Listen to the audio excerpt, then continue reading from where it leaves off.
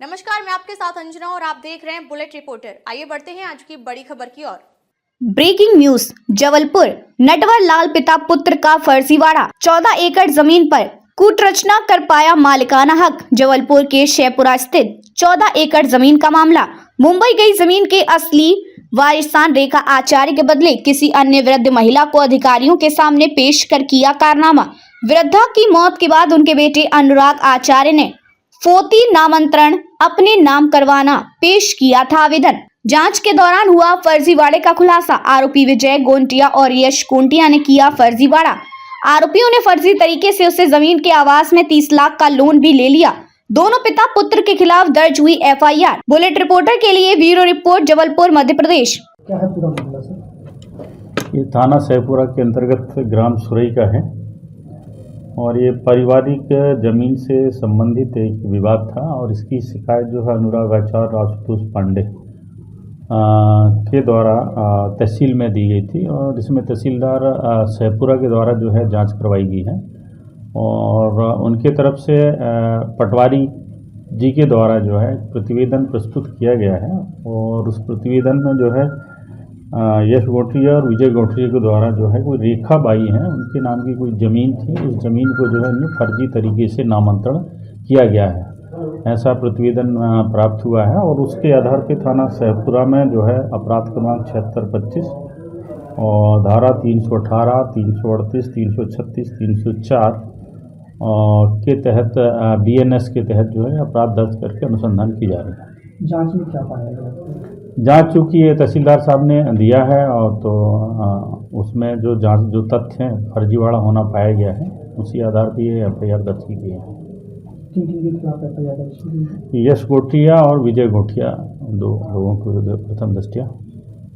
जमीन कितनी क्या है? जमीन 13 एकड़ कुछ का मामला है।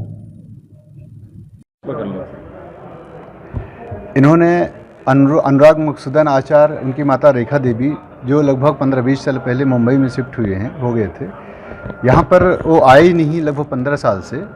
तो उनकी ज़मीनें देखकर उन्होंने उनकी जगह उनके माता जी की जगह किसी अन्य व्यक्ति को, मिलते जुलते व्यक्ति को खड़ा किया। उनकी जगह साइन करके न्यायालय तहसीलदार शेखपुरा के यहाँ आवेदन लगाया और चूँकि उनकी उम्र ज़्यादा थी, काफ़ी दिन से आए नहीं थे, तो पटवारी भी बाई फेस उनको नहीं पहचानने में कठिनाई हुई। इन सब का फ़ायदा उठा के उन्होंने फर्जी नोटरी शपथ पत्र लगाया।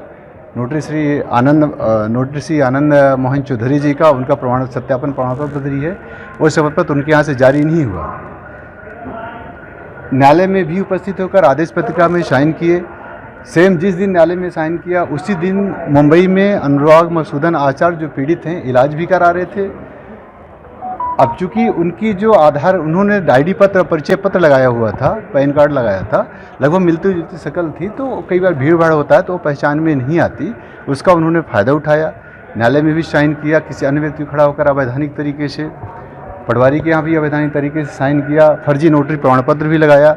और इसी का फ़ायदा उठाकर सभी कूटरचित दस्तावेजों के आधार पर बैंक से लगभग 28-30 लाख, अपना HDFC bank branch Vijaynagar Jabalpur में भी 28 से 30 लाख के बीच में लोन भी ले लिया।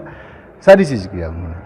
जैसे ये मामला संज्ञान में आया, 8 फरवरी को हमारे समक्ष आया, स्वयं अनुराग मकसूदन आचार्य जो पीड़ित थे उपस्थित हुए कलेक्टर महोदय के समक्ष। तब राजस्व टीम के साथ हमने जांच किया, सभी के स्टेटमेंट लिया, सभी अभिलेख प्रकरण को पुनः मैंने चेक किया, तो ये चीज़ें फर्जीवाड़ा समझ में आया, पकड़ में आया। सबकी जांच किया, जांच के बाद ये फर्जीवाड़ा पाया गया तो शेखपुरा थाना में अपराध पंजीबद्ध कराया गया, प्रकरण पंजीबद्ध कराया गया। इसमें ये मामला कैसे पकड़ में आया सर? अनुराग मकसूदन आचार्य जी खुद उपस्थित हुए, तभी आइडेंटिफाई करा गया। पटवारी भी उनके सामने उठा। मैंने पटवारी से पूछा कि यही अनुराग मकसूदन आचार्य तुम्हारे सामने आए थे? तो पटवारी ने बोला नहीं, मेरे सामने कभी नहीं आए थे। तभी मामला संज्ञान में आया कि ये तो कभी आए ही नहीं यहाँ शेखपुरा में। फिर भी इनके नाम के आवेदन लग गए, इनके सिग्नेचर हो गए, सब कुछ हो गए। 14 एकड़ जमीन। सर आपका शुभ नाम? रविंद्र पटेल, तहसीलदार शेखपुरा। अब तक के लिए बस इतना ही। फिर मिलते हैं कुछ ऐसी ही बड़ी खबर के साथ। तब तक के लिए नमस्कार और देखते रहिए बुलेट रिपोर्टर। अगर आपको वीडियो पसंद आई हो तो लाइक करें व शेयर करें। ऐसे लेटेस्ट अपडेट पाने के लिए बेल आइकन प्रेस करना ना भूलें। अगर आप हमें फेसबुक या फिर इंस्टा के माध्यम से देख रहे हैं तो हमारे पेज को फॉलो जरूर करें। धन्यवाद। नए वीडियोस एवं ताज़ी खबरें मिलती रहें, इसके लिए हमारे चैनल को लाइक, शेयर और सब्सक्राइब करना ना भूलें।